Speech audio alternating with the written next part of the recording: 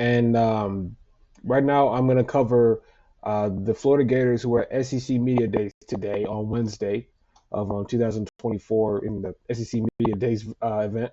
And Billy Napier attended the event, of course, being that he's the head coach. This is his third year. This time he brought Florida Juniors linebacker Shemar James and seniors Graham Mertz, the quarterback, and Jason Marshall, excuse me, not Jason Marshall Jr., Montrell Johnson, the running back, the starting running back for the Gators. This right here is a Q&A that Shemar James did while he was in Dallas for the media days. That's where the media days was held in Dallas, Texas. So here was the Q&A. Personal questions for the season. Things have you focused on this offseason?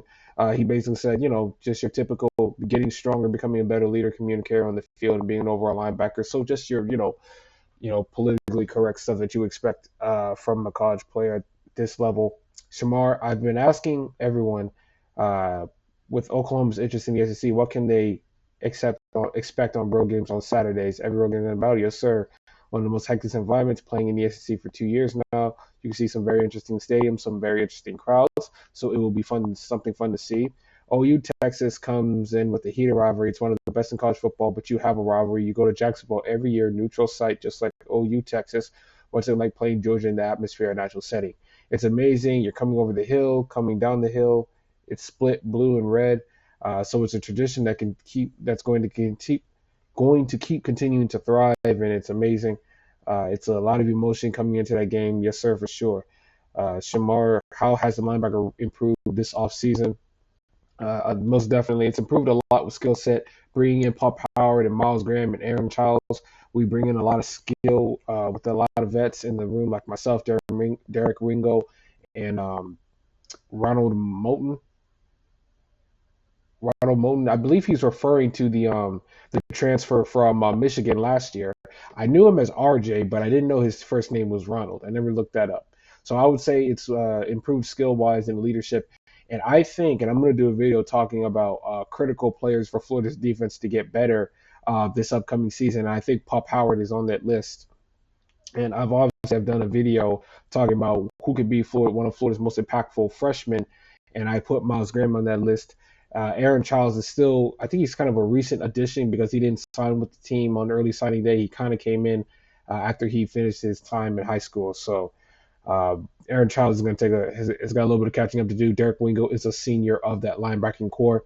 What can you say about Ron Roberts? He was the linebackers coach for Auburn a year ago that Billy Napier brought in, and the impact he's had on your team and your game. Coach Roberts has brought a lot of experience and I would say personality to the room and to the unit as a whole. Coach Roberts comes in every day and works, instills in us to take it one day at a time, be intentional with your work. Is it fun playing in the SEC? The most fun is about every game. You're going to come in and play a tough team every single game, no matter who it is, no matter record, and also the environment is hectic as well.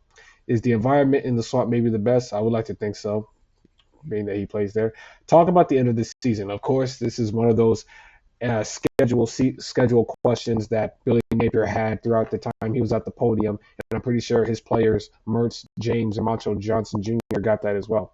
So here's one of them. 5 out of 6 games you see Georgia, Ole Miss, Texas. But how do you guys prepare for that type of schedule? We know every week in the SEC is tough, but how do you look at your schedule this season? Take it one game at a time, prepare differently for different opponents. You always come in on that Monday or Sunday, and I think about getting our heads down to go win this game. It's just obstacles in our way, and just got to go and get the win.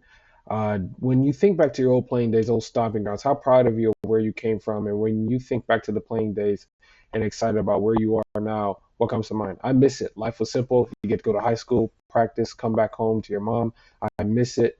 Born and raised there. It will always be home to me. Faith Academy, Coach French. I miss it a lot. Shemar James was recruited out of Mobile, Alabama, which is also where the NFL holds the Senior Bowl. And if he decides to come back for Florida next year, he can participate in that. Coach French, him and any others that come to mind when you think about development on and off the field, family members, Coach French and every support staff in that school, most definitely Miss Meredith, Miss Shaw, Miss Anderson, they all helped me along the way to get to where I'm now. And so I'm thankful to them. Yes, ma'am. What are your thoughts about the University of Texas coming into SEC just from the outside looking in? Most definitely, Texas coming in, bringing in even more competition in the conference. I'm excited. I'm excited to play against Texas, go to Texas and get the job done. That's going to be a fun day in Austin. Have you looked at the tape as far as Quinn and what that offense does? No, sir. I'm not that far down the line yet, but there's been talks about it and their styles of offense as well. Shemar, who is the name or name or two on Florida's defense? People might not know, but by the end of the season, will have broken through and proven themselves.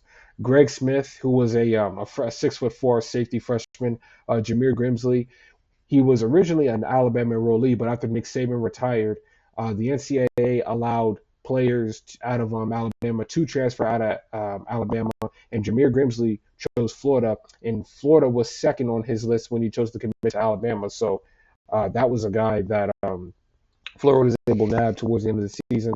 DJ Douglas, he's from Alabama, but he's also a transfer from Tulane. Chikwueze Bridges, a transfer from Oregon. Those are some names that we have in the household right now.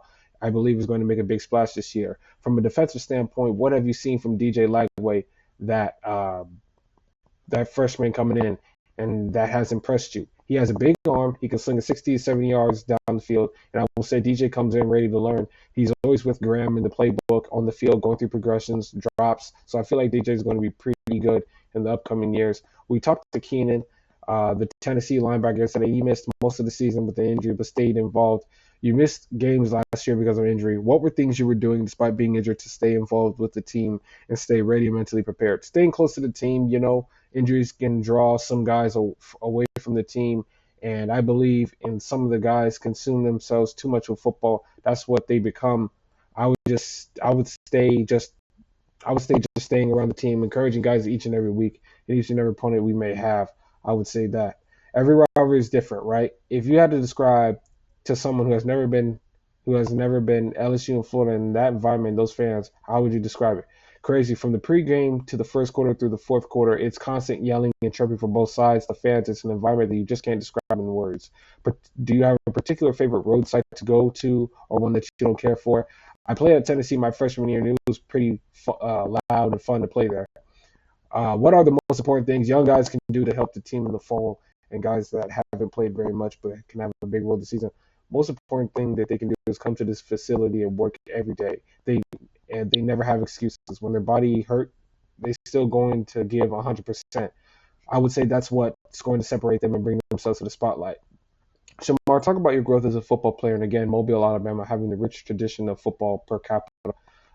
More NFL guys coming out of Alabama, and what that means to you in regards to your role models. As far as improvement over the years, I would say I improved in my vocal skills, my leadership, and as a football player, I would say my tackling. I would say, and the thing that you mentioned about taking in pride, 251 in Mobile, Alabama, yeah, I come into the locker room every day and talk crap about it, say we the best city, we the best state in the country. So yeah, there's that answer.